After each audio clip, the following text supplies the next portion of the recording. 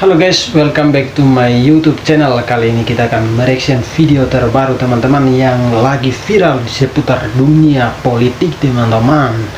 Dan inilah video yang lagi viral di mana SBY menuding Jokowi sebagai biang keok kegagalan AHY dalam cawapres kali ini dengan berkoalisi dengan Anies Baswedan teman-teman.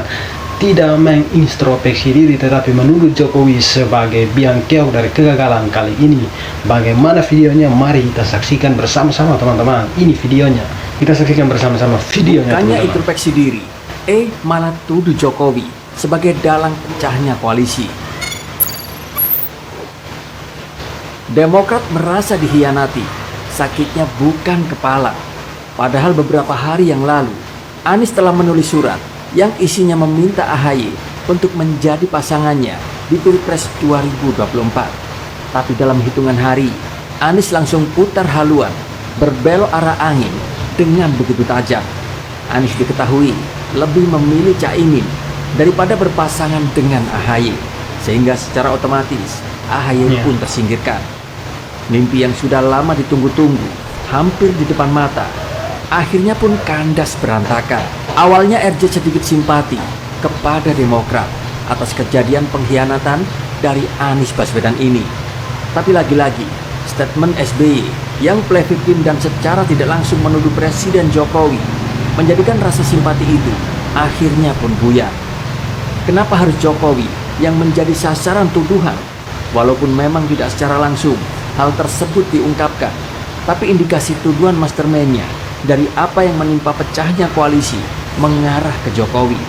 Memang ada keinginan untuk hanya terbentuk dua pasangan saja, pasangan capres dan cawapres dalam Pilpres 2024 ini. Ada, jangan ada dusta di antara kita, ada. Kita juga tahu ada upaya dan pekerjaan politik untuk membuat koalisi perubahan. Di dalamnya ada Nasdem, ada PKS, ada Demokrat, itu tidak bisa berlayar. Ada, kita juga tahu, termasuk informasi yang sangat sensitif untuk membuat pasangan Anies AHY yang sudah menjadi rahasia umum, yang sudah matang sebetulnya sebelum terjadi prahara 3 hari yang lalu itu, pasangan itu tidak akan terjadi. Informasi yang saya dengar ini pekerjaan politik tingkat tinggi. Seolah rezim Jokowi secara sengaja ingin menggagalkan Anies dan AHY karena sang mastermind ingin hanya dua paslon saja yang bertarung di Pilpres ke depan. Dan menurutnya, kondisi yang berubah begitu cepat belakangan ini, termasuk soal keputusan duet antara Anies dan Caimin, dirinya pun menduga ada keterkaitan dengan pertemuan antara Surya Paloh dan Presiden Jokowi beberapa waktu yang lalu. Katanya semua gerakan, manuver, proses politik yang seperti ini penuh dengan hingar-bingar yang berkaitan dengan koalisi dan pasangan capres dan cawapres, katanya ada mastermind-nya. Saya tidak tahu siapa. Katanya ada dalangnya, ada persekongkolan untuk mengeksekusinya, untuk menjalankannya.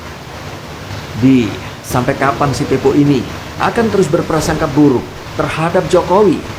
Bahkan Presiden Jokowi pun sudah membantah serta menjelaskan bahwa dirinya tidak tahu apa-apa soal berkhianatnya Anies ke AHY.